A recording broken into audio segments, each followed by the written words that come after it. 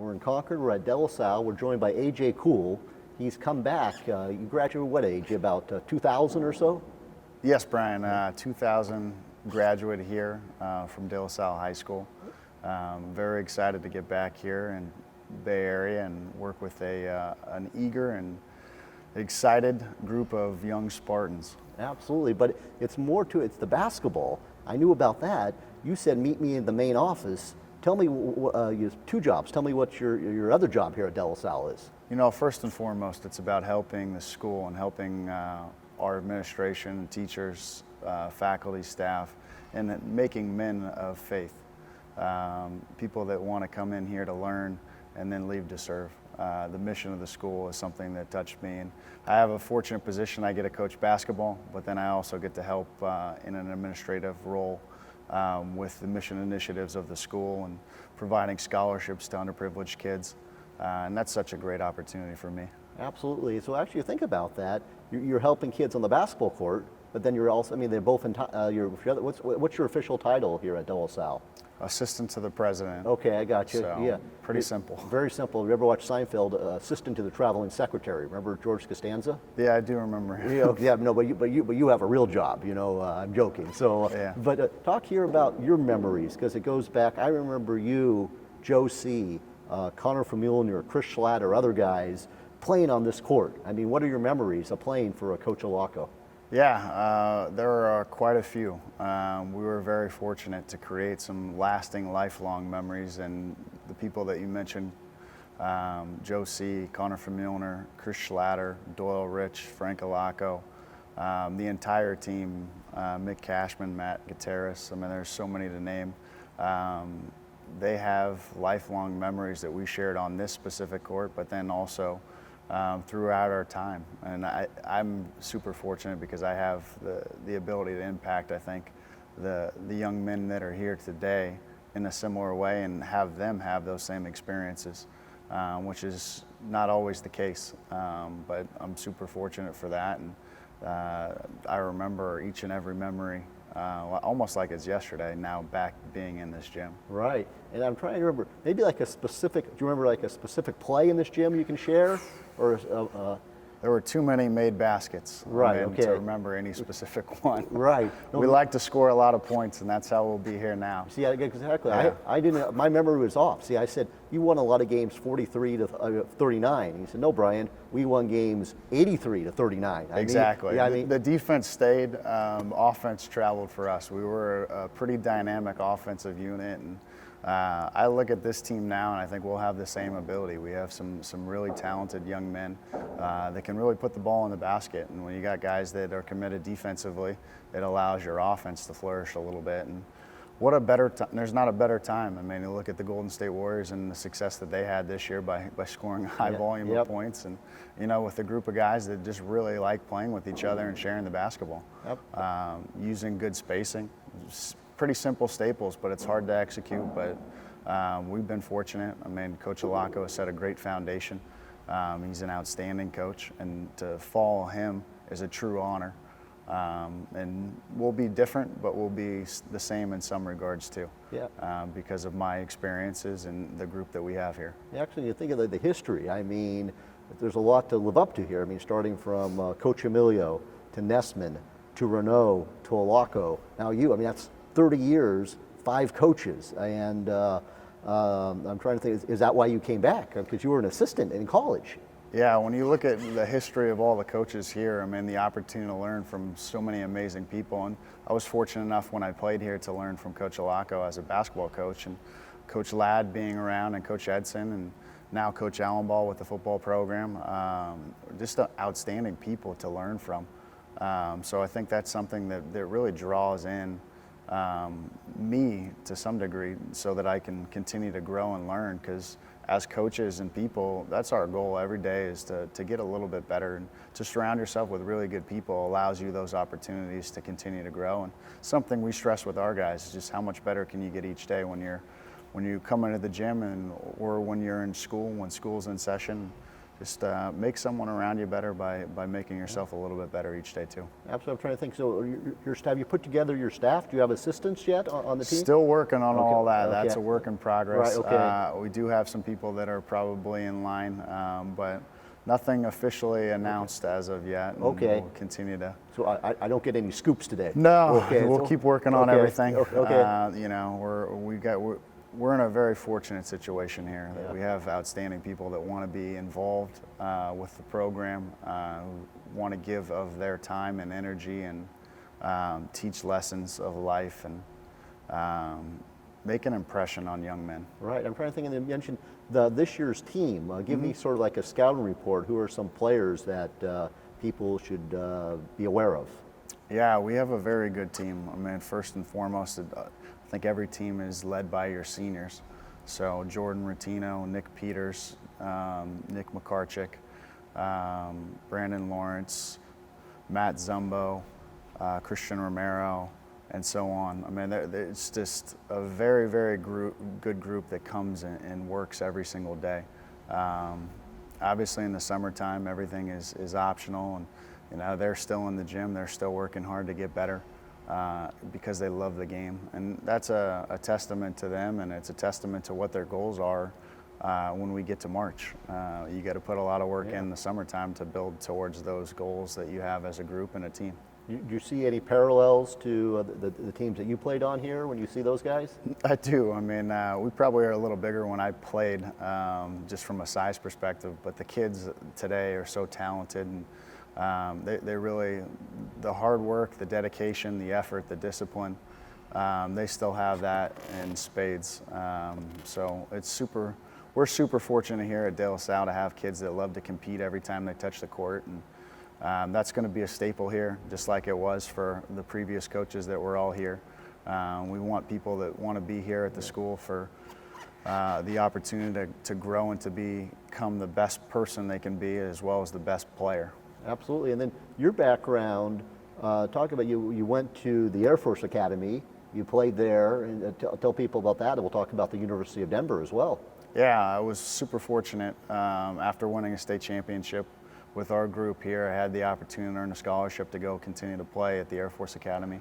And played for one of my other mentors, Joe Scott, who recruited me there and gave me an opportunity to play at a very high level in the Mountain West Conference on a national stage, and we took advantage of that stage. 4 years later, went to the NCAA tournament, played North Carolina in the first round, and won a Mountain West Conference championship, the first in school's history, and that kind of parlayed my opportunities in terms of getting into basketball as a lifelong passion. Right. So after some time in the Air Force, continued on to the University of Denver, and coached there before I got to here. Yeah, I'm trying to think, going back to when you played Carolina, who was on that Carolina team, do you remember? Too many good players to remember. I Yeah. think the entire starting lineup was probably drafted the next year. Yeah, but okay. it was Raymond Felton, Rashad McCants, Sean May, so pretty good players. That's the team that won the national championship. They did the next year. The next year, okay, yeah. So you would have played them in 2004,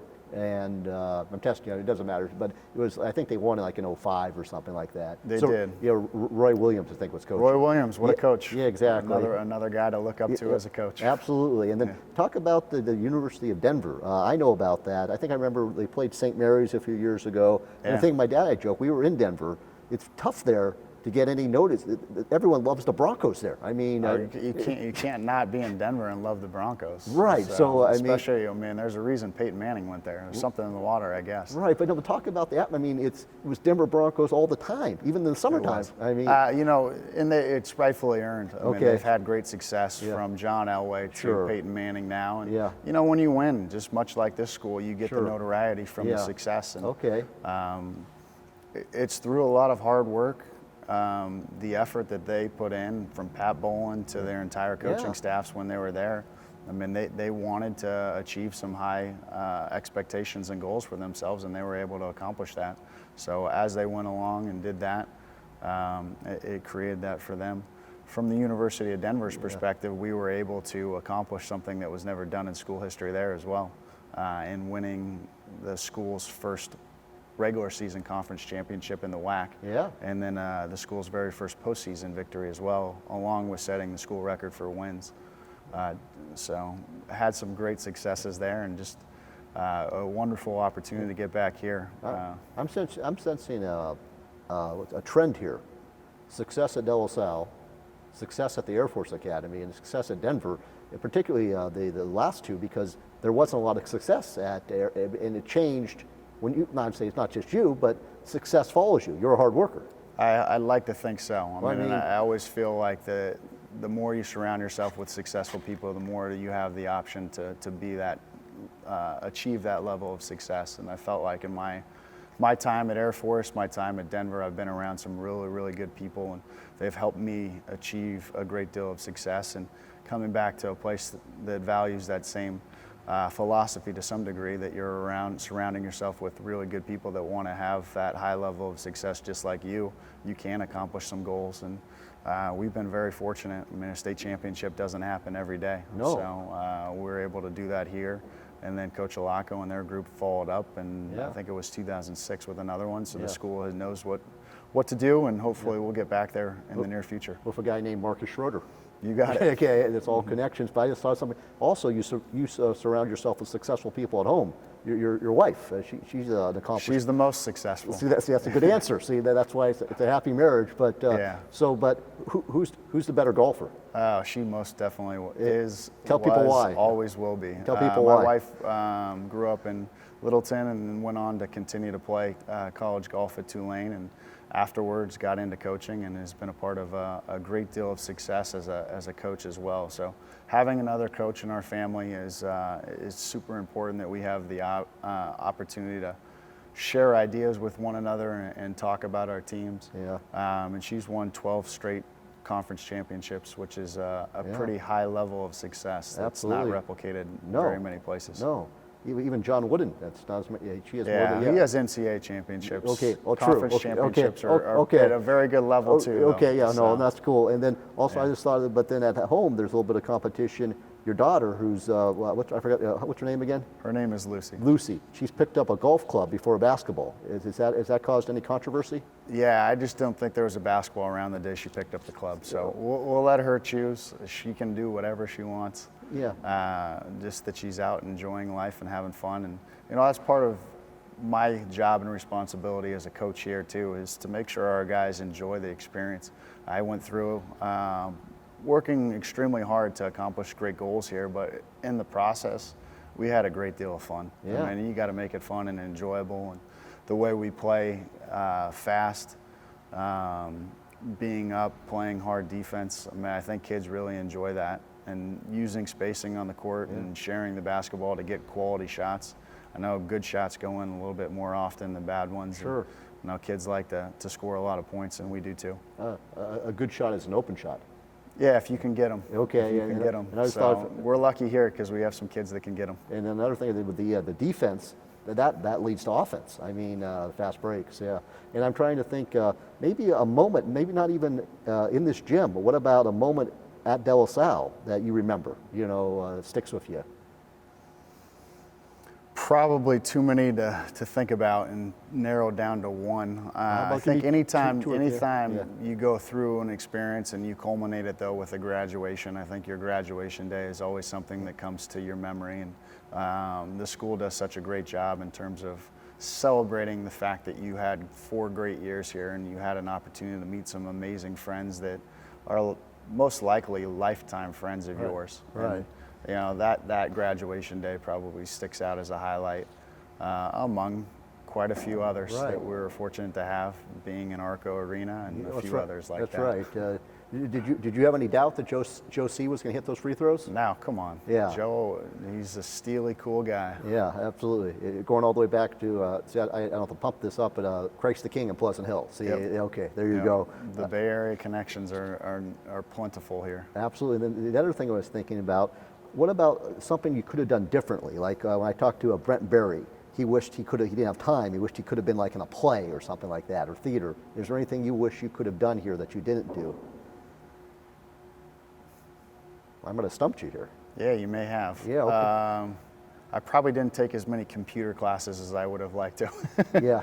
I mean, now with the technology the way it is today, just to have a little more understanding about all that earlier on might have been a little more helpful. But I mean, there's just the relationships that you can build. I mean, the time that you can spend with other people and getting to know them. I mean, that's the only thing that I like to look back and say, hey, I wish I had that more of that to be able to go do that.